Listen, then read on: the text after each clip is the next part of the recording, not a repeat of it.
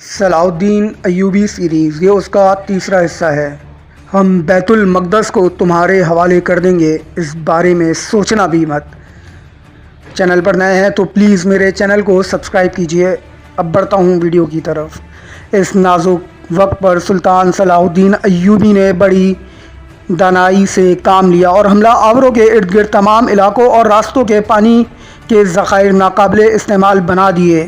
برطانوی اور فرانسیسی افواج طویل عرصے تک محاصرہ کیے بغیر بیت المقدس کو فتح نہیں کر سکتی تھیں، اور اتنے دنوں تک پانی کے بغیر ان کا زندہ رہنا بھی ممکن نہ تھا۔ نتیجہ یہ نکلا کہ متحدہ فوجیں اس حملے کو کسی مناسب موقع پر ملتوی کر کے پسپا ہو گئیں۔ محدود وقفوں کے ساتھ کئی سال تک ہلال اور صلیبیہ کے مابین جنگوں سے دونوں فریق بھی تھک کر بحال ہو گئے تھے۔ عکا کے ساحل سے لے کر بیت المقدس جانے والی شاہراہ تک لاتعداد مجاہدین نے جام شہادت نوش کیا۔ عیسائیوں کے سیلاب کو مقدس شہر تک نہ پہنچنے دیا۔ انجام کار یورپی طاقتوں کو شدید نقصانات اٹھانے کے بعد مایوس ہونا پڑا۔ رچرڈ نے اس بے نتیجہ جنگ سے بیزار ہو کر صلاح الدین ایوبی کو خط لکھا۔ خط یہ تھا: مسلمان اور عیسائی بڑے تباہ ہو جائیں گے اور ہمارے ملک ویران ہو گئے ہیں۔ اس کا مطلب یہ تھا کہ بڑے جو مسلمان کمانڈرز اور ہمارے جتنے بھی سپاہ سالار ہیں وہ لڑتے یہاں پر ضائع ہو رہے ہیں، اور وہ لوگ تباہ ہو رہے ہیں، اور ہمارے جو املاک ہیں وہ بھی نقصان میں جا رہے ہیں۔ خط میں آگے رچرڈ کیا لکھتا ہے؟ وہ لکھتا ہے کہ ہمارے ملک ویران ہو گئے۔ معاملہ صرف بیت المقدس، فلسطین اور صلیب مقدس کا ہے۔ بیت المقدس ہماری عبادت گاہ ہے جس سے ہم دستبردار نہیں ہو سکتے۔ فلسطین میں اردن تک کا علاقہ ہمارا ہے، اور صلیب اعظم آپ کے لیے محض ایک لکڑی ہے، لیکن ہمارے لیے ایک عظیم شے ہے۔ لہٰذا آپ صلیب اعظم ہمارے حوالے کر کے ہم پر اس بارے میں احسان کریں۔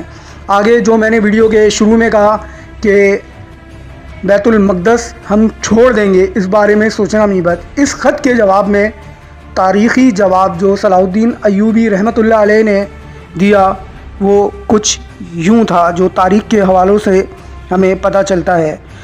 صلاح الدین ایوبی نے اس خط کے جواب میں لکھا: القدس جس طرح آپ کے لیے محترم ہے، ہمارے لیے بھی اسی طرح، بلکہ اس سے بڑھ کر قابل احترام ہے۔ یہیں سے ہمارے پیغمبر اسلام محمد مصطفیٰ عربی صلی اللہ علیہ وسلم کو معراج ہوئی تھی۔ لہٰذا اس کا تصور بھی نہ کریں کہ ہم اس سے دستبردار ہو جائیں گے، یعنی ہم بیت المقدس کو آپ کے حوالے کر دیں گے، یا ہم بیت المقدس کو ایسے ہی چھوڑ دیں گے۔ رہا مسئلہ فلسطین کا، تو وہ ہمارا ملک ہے۔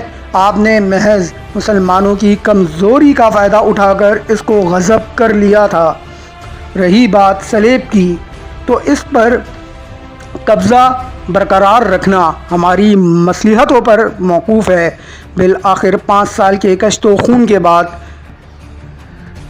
حملہ آوروں کے حوصلہ پست ہو گئے، اور شعبان 588 بمطابق سن 1192 عیسوی میں صلح رملہ نامی معاہدے پر اس شہری اور خونی صلیبی جنگ کا خاتمہ ہوا، جس میں فریقین کی پوری قوت جھونک چکی تھی۔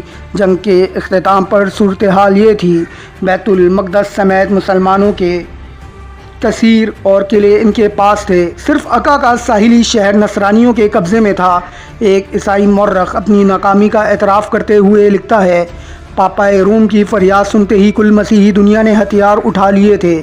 کیسر فریڈرک، شاہان انگلستان اور فرانس اور سسلی، آسٹریا کا لیولڈ، برگنڈی کا ڈیوک، فلاؤن کا نائٹ، سینکڑوں مشہور و معروف بیرون اور تمام عیسائی قوموں کے نائٹ، یروشلم کا عیسائی بادشاہ، فلسطین کے دیگر عیسائی والیان ملک، طبقہ داویہ، طبقہ البطاریہ کے بڑے شہ سوار، یہ سب کے سب اس کوشش میں مصروف رہے کہ بیت المقدس پر اپنا قبضہ جما لیں، اور یروشلم کی مسیحی سلطنت جو مٹنے کے قریب ہے پھر شاداب ہو جائے۔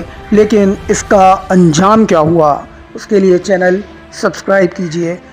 اس کا انجام اور اس کا آخری حصہ اور فاتح بیت المقدس سلطان صلاح الدین ایوبی رحمۃ اللہ علیہ کا انتقال کس طرح ہوا، اس کے آخری حصے میں آپ کو ملے گا انشاءاللہ، وہ جلد لے کر حاضر ہوں گا۔ اللہ حافظ۔